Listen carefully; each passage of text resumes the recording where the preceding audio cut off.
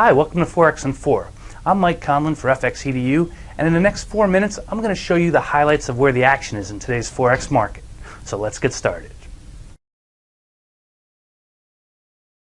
Good morning. Today is Thursday, June 17th, 2010. This morning we're talking about what is biflation. Now this is sort of one of these new terms that's out there that people are using to describe current market conditions. And basically what biflation is it's a condition where both inflation and deflation exist simultaneously.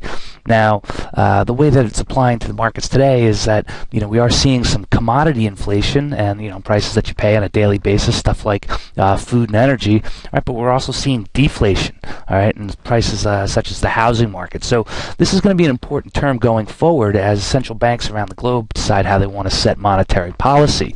I mean, it's gotten to the point now where you can't just have a blanket statement saying, oh, we're in inflation or we're in deflation. Okay, this has been a debate for some time.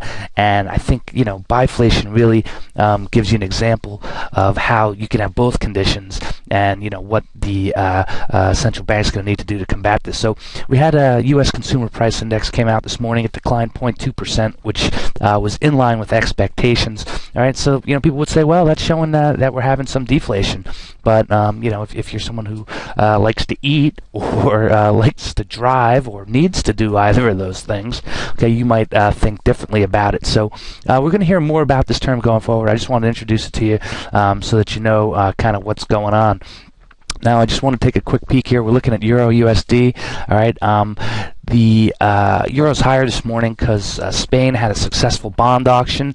All right, just yesterday they floated that rumor out there that they had to set up an emergency credit line. That sort of sent the euro down for a bit, but it rebounded. Well, now the euro's higher as the successful bond auction went out, sort of blowing off that that rumor that happened yesterday. So we're seeing the euros higher, just under 124. Okay, we can look at it on the 5-minute chart. Just want to show it to you here on the 4-hour. Okay, we've got a nice little move higher on the euro versus USD. So that's what's happening there. Next, we want to look at the British pound. Pound's also higher. Okay, they had retail sales figures that came in higher than expected. Came in at 0.5% versus an expectation of 0.1%. All right, now they're sort of attributing this to an increase in flat screen TV sales due to the World Cup. But I know that they're soccer crazy over there, but I think it's probably due to a little bit more than that. So that's what we're seeing in the market so far today. We've got Kiwi, some Kiwi strength here. We've got some dollar weakness, although when we look at the dollar's higher versus the loonie. Okay, actually dollar's lower than the loonie. It looks like it's coming down. This is the 4-hour, excuse me. Let's look at the 5-hour here, or excuse me, the 5-minute. Okay, and it looks like we're seeing dollar strength versus the loonie. So loonie's weak this morning. We've got oil, which is lower, although it's been higher recently. Here's sort of how the game works, is that during the session, oil prices get pushed up. Yesterday it got pushed up to just under $78. All right, then overnight the futures sell off oil, and then everyone says, oh, oil's down. So when oil's down, the loonie sort of takes its cues from oil, so the loonie's down. But in addition, they had their Canadian wholesale sales figures fell 0.3% versus an expectation of a rise of 0.3%. So that's also contributing to loonie weakness here, which is the main loser today. So we've got a little bit of a yen mixed bag. The Aussie's lower versus the yen. We usually say this is the proxy for risk taking in the market, but today things look a little bit different. Okay, Aussie's higher versus USD, so we've obviously got dollar weakness. So is there risk taking going on in the market? Yes, on a limited basis. U.S. stocks opened a little bit higher, but now it looks like they're going to be a little bit lower. So perhaps that CPI data that came in is a little bit more important than we thought.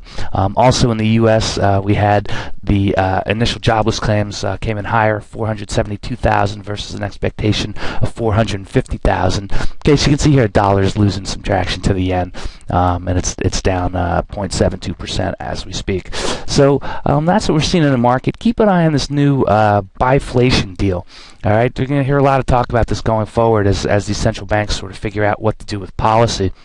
All right, as the market becomes more and more used to it, it's going to be able to, you're going to be able to tell how it's going to react to some of these figures. Now, I used to talk about this as far as the tale of two economies, namely, oh, we're having deflation, no, we're having inflation, and you hear the debate go back and forth every day. Well, now biflation tells you, you know what, we can have both at the same time. It doesn't necessarily make it a good thing or a bad thing. It's just a fact of life. So that's what we're seeing today. We could see stocks go a little bit lower and the market flip over to risk aversion, but we're going to have to see how this plays out. So that's what we've got for today. Good trading to all. As always, be sure to check out the written blog at www.fxedu.com to get complete coverage of today's Forex market. If you would like to learn more about how to trade the Forex market from professionals like myself, be sure to check out our affordable Forex trading courses. And if you're already a seasoned professional or aspire to be one, ask us how we can help you achieve your Forex goals. Go to www.fxedu.com to get started today.